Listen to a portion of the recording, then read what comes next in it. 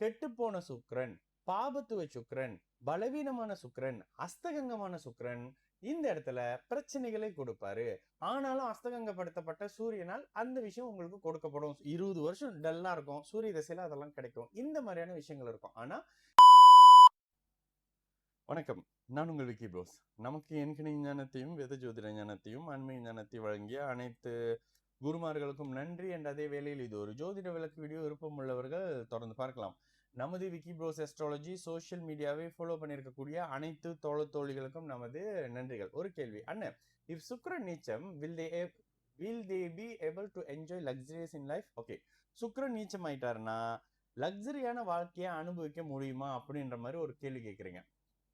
சுக்கிரன் உச்சமாக இருக்கும் பொழுது வரம்புக்கு மீறிய, அளவுக்கு மீறிய, தேவைக்கு மீறிய லக்ஸரிகளையும், ஆணுக்கு பெண்ணையும் பெண்ணுக்கு ஆணையும், உடல் தகுதியையும், ஒரு போஷான லுக்கையும், ஸ்கின்னே வேற மாதிரி இருக்குங்க. பார்த்த உடனே சொல்லிடலாம். சமீபத்துல ஒரு டாக்டர் கிட்ட நான் இடையில ஒரு ஹாஸ்பிட்டல் போற மாதிரியான ஒரு விஷயம் இருந்தது.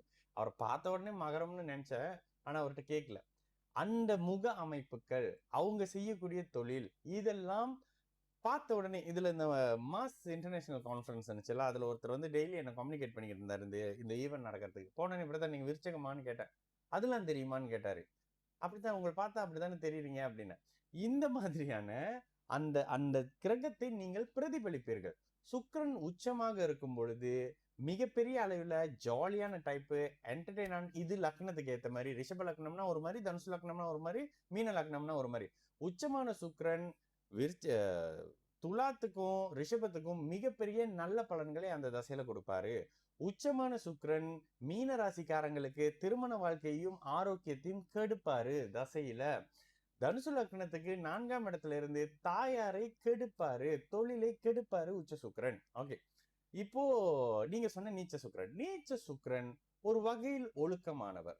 ஒரு வகை இதுல நீச்சம் இல்லைங்க. இந்த இடத்துல இப்படி இருக்காரு, செவ்வாய் சேர்ந்திருக்கு, ராகு இருக்குது, சனி பாக்குறாரு, அமாவாசை சந்திரன் வேறன்னும் போது இந்த சுக்கிரன் கடுமையான கெடுபலன் அமைப்புகளை சுக்கிரன் புக்தி தசா புக்தி அந்தரம் வரும்போதெல்லாம் வச்சு வாங்குவாரு. பெண்ணால் காமத்தை கொடுத்தவரால் அப்படின்ற மாதிரியான விஷயங்கள்ல பாதிப்புகளை ஏற்படுத்தும். ஆனா சுக்கிரன் இயல்பா இருக்கிறாருங்க, நீச்சமா இருக்காரு. மிதுன லக்னமா, அவர் நீச்சமே இல்லை, திக்பலம்னு வந்துடும்.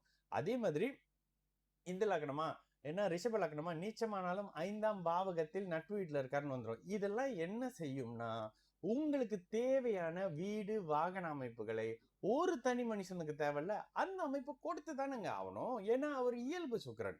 கெட்டுப்போன சுக்கிரன், பாபத்துவ சுக்கிரன், பலவீனமான சுக்கிரன், அஸ்தகங்கமான சுக்கிரன் இந்த இடத்துல பிரச்சனைகளை கொடுப்பாரு.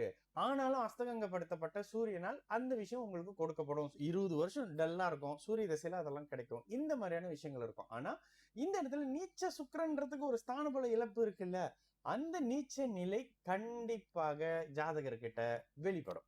சரிங்களா? நான் உங்கள் விக்கி ப்ரோஸ். நல்லது நடக்கும், எல்லோரும் நல்லா இருப்போம். வணக்கம்.